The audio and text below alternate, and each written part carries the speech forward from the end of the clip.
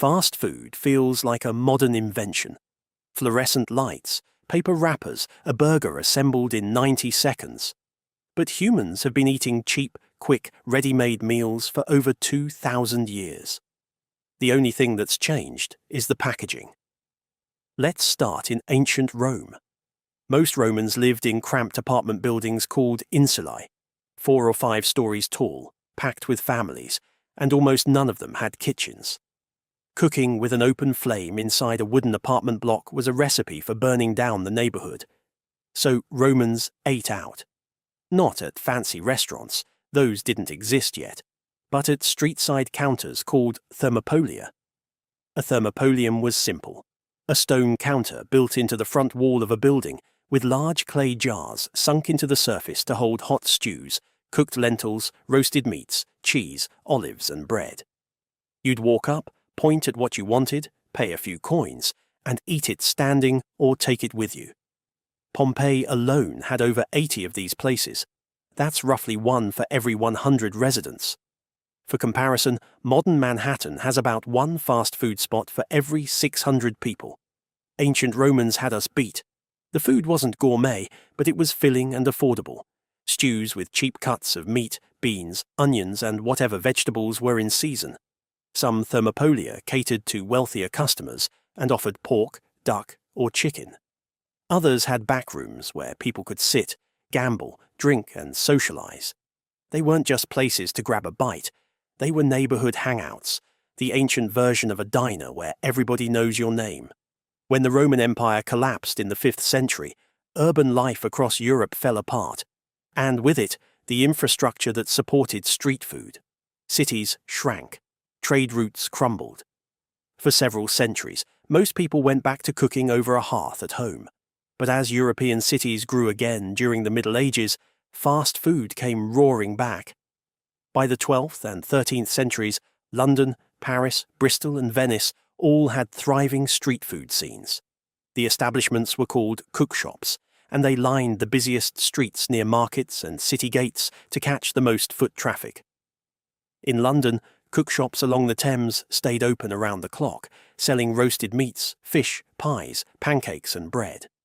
A description from Norman-era London boasts that a traveller could find prepared food at any hour, in any quantity, for any budget.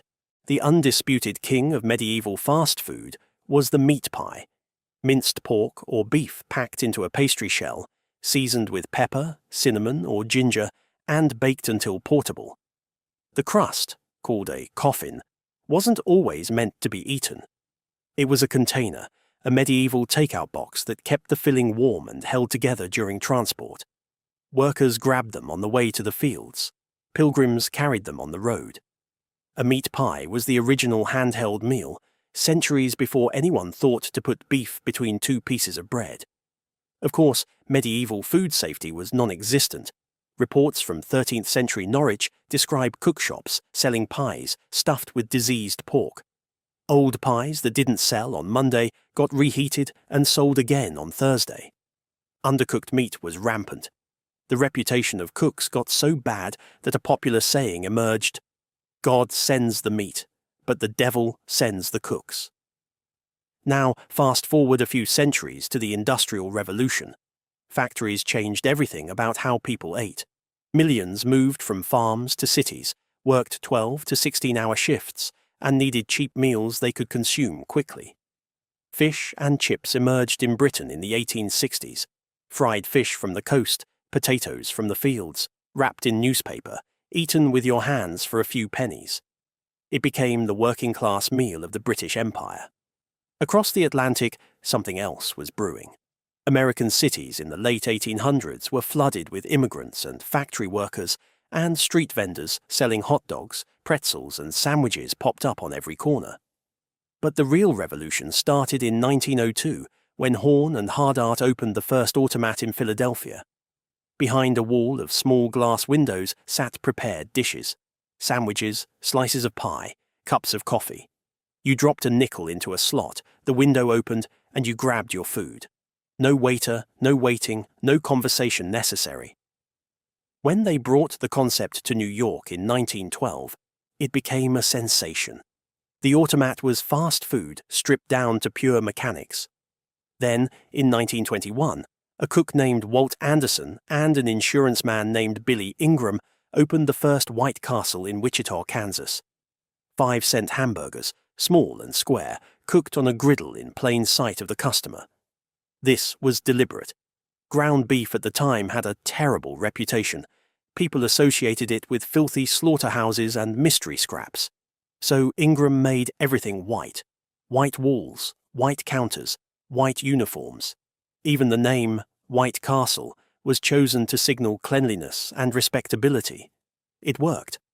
White Castle standardized everything: the size of the patties, the layout of the kitchen, the look of the buildings. They created their own supply chain for buns and meat. They built identical prefabricated restaurants across the Midwest. Every single slider tasted exactly the same, whether you bought it in Wichita or Cincinnati. This was the blueprint. McDonald's, Burger King, KFC. They all borrowed from what White Castle built first. Speaking of McDonald's. In 1940, Richard and Maurice McDonald opened a barbecue drive-in in San Bernardino, California. It did fine, but in 1948 they shut it down and reopened with a radically stripped-down concept. They cut the menu to just hamburgers, cheeseburgers, fries, shakes and soft drinks. They eliminated car hops and table service. They redesigned the kitchen like a factory assembly line, with each worker performing one specific task. They called it the Speedy Service System, and it could deliver a burger in under 30 seconds. The brothers were content running their single operation. But in 1954, a milkshake machine salesman named Ray Kroc walked in, saw the system, and realized it could scale to thousands of locations.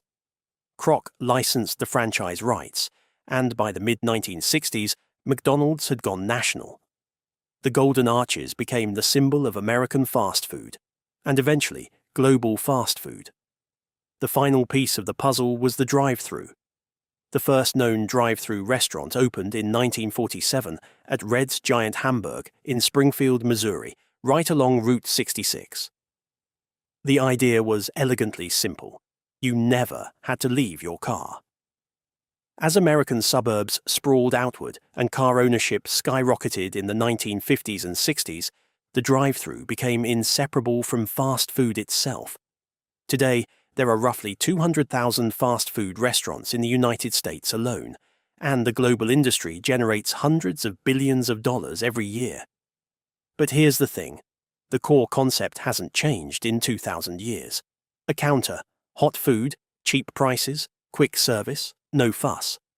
A Roman walking up to a thermopolium in Pompeii and a commuter pulling into a drive-thru in Missouri are doing the exact same thing, grabbing a fast, affordable bite because life is busy and they're hungry. The only real difference is the window is in a wall instead of a car. If you enjoyed this, subscribe for more and check out my other videos. See you in the next one.